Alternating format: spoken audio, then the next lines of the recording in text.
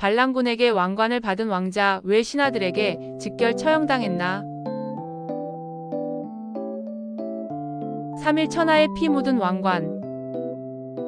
1624년 조선의 수도 한성이 반란군에게 함락되었습니다. 조선 왕조 500년 역사상 왕이 백성을 버리고 도망친 초유의 사태. 이 혼란의 중심에는 단 3일 동안 왕좌에 앉았던 비운의 왕족 흥한군이 있습니다. 그는 선조의 아들로 태어났으나 평생을 문제아 왕족이라는 꼬리표와 함께 살았습니다. 그리고 난이 터지자 반란군 이괄에 의해 꼭두각시 왕으로 추대됩니다. 하지만 그의 3일 천하는 처참하게 끝납니다. 반란이 진압된 후 그는 왕에게 돌아오던 중 반란 진압 사령관 심기원에 의해 왕의 허락도 없이 그 자리에서 목이 졸려 죽었습니다. 왜 신하가 왕의 삼촌을 마음대로 죽였을까요? 그는 정말 반란에 가담했기 때문일까요?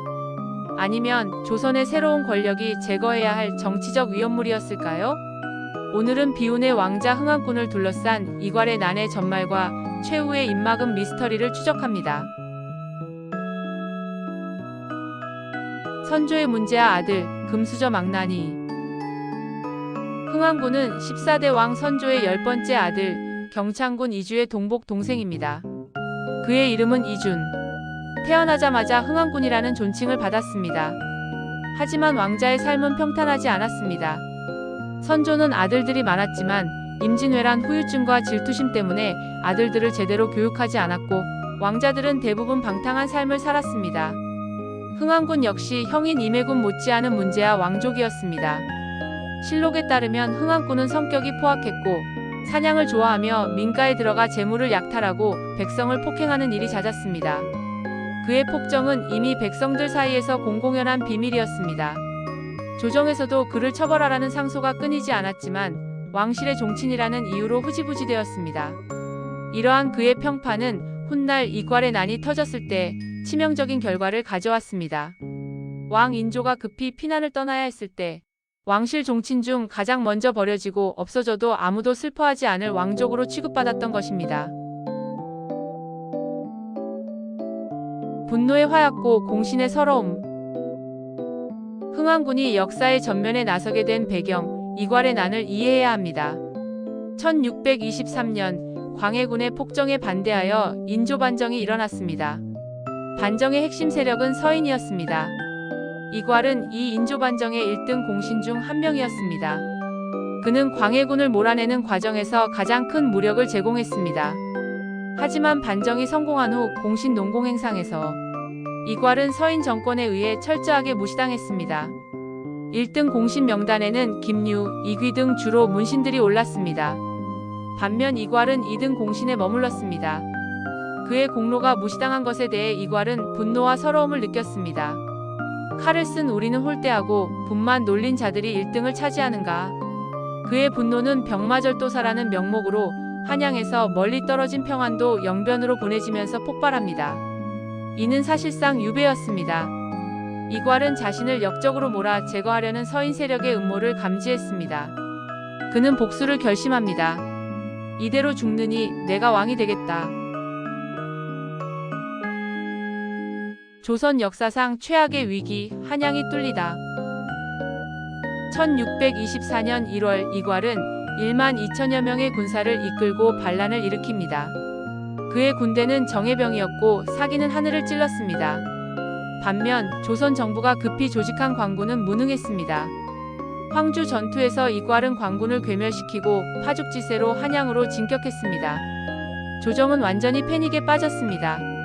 인조는 대신들에게 어떻게 해야 하는가? 라고 물었지만 아무도 답하지 못했습니다. 결국 인조는 몽진을 선택합니다. 그는 가족과 극소수의 신하들만을 데리고 남쪽의 공주를 향해 필사적으로 도망쳤습니다. 이괄은 그 뒤를 쫓아 한양에 입성했습니다. 조선 건국 200여 년 역사상 왕의 군대가 아닌 반란군에 의해 수도 한양이 점령된 것은 이것이 유일한 사건이었습니다. 나라는 혼돈 그 자체였습니다. 꼭두각시 왕 3일 천하의 탄생. 이괄이 수도를 점령했으나 그는 고민에 빠졌습니다. 나는 역적이다. 그의 행동을 정당화할 명분이 필요했습니다. 그는 왕의 종친 중 한 명을 찾아내어 그를 왕으로 세우기로 결심합니다. 왕의 혈통을 이용해 자신의 거사를 반란이 아닌 정변으로 포장하려 한 것입니다. 왕실 종친 중 도망치지 못하고 숨어있던 인물 바로 흥왕군이었습니다. 원래 폭행과 약탈을 일삼던 망나니 왕족이라 조정에서는 그를 도피 행렬에 끼워주지도 않았습니다. 이괄은 흥왕군을 잡아들입니다. 1624년 1월 30일 이괄은 흥왕군을 새로운 왕으로 추대했습니다. 궁궐은 피냄새가 가득했고 왕자는 불안하게 흔들렸습니다. 흥왕군은 타이였을까요? 자이였을까요? 생존을 위해 어쩔 수 없는 선택이었을 수도 있지만 평생 권력에서 멀어져 모욕당했던 흥왕군에게 왕이라는 달콤한 유혹은 뿌리치기 힘들었을 것입니다. 어쨌든 흥왕군은 3일 동안 경복궁의 왕자를 차지했습니다. 피해 입막음, 즉결 처형의 미스터리. 흥왕군의 3일 천하는 길지 못했습니다. 조정은 충격에서 벗어나 공주의 임시 조정을 세웠습니다. 인조는 이괄의 난을 진압할 사령관으로 정충신, 김자점, 그리고 심기원 등을 임명했습니다. 광군은 반격을 개시했고 이괄은 안팎의 공격에 무너집니다.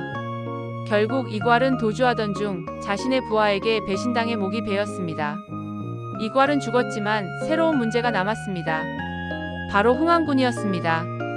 그는 반란군의 꼭두각시였지만 엄연히 왕의 혈통을 가진 종친이었습니다. 인조에게 심판을 맡겨야 했습니다. 이때 반란 진압에 공을 세운 사령관 심기원이 기가 막힌 결단을 내립니다. 그는 왕의 허락이나 교지 없이 그 자리에서 흥왕군에게 다가갔습니다. 내 놈은 이미 역적에게 왕관을 받은 역적이다. 이대로 살려둘 수 없다. 심기원은 흥왕군을 목 졸라 죽여버렸습니다. 이것이 현장 즉결 처형이었습니다. 왜 심기원은 왕의 삼촌을 왕의 허락 없이 죽였을까요? 정치적 입막음이었습니다.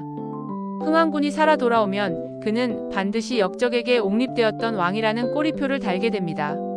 이는 인조 정권, 특히 그를 옹립한 서인 세력에게 끊임없는 정치적 논란과 정통성 시비의 대상이 될 수 있었습니다.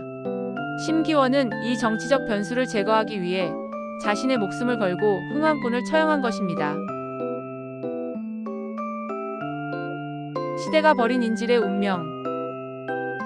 심기원은 흥왕군을 죽인 죄로 처벌받지 않았습니다. 오히려 인조는 그의 충성을 인정하고 그 공을 치하했습니다. 인조 역시 흥왕군이 살아 돌아오는 것이 껄끄러웠던 겁니다.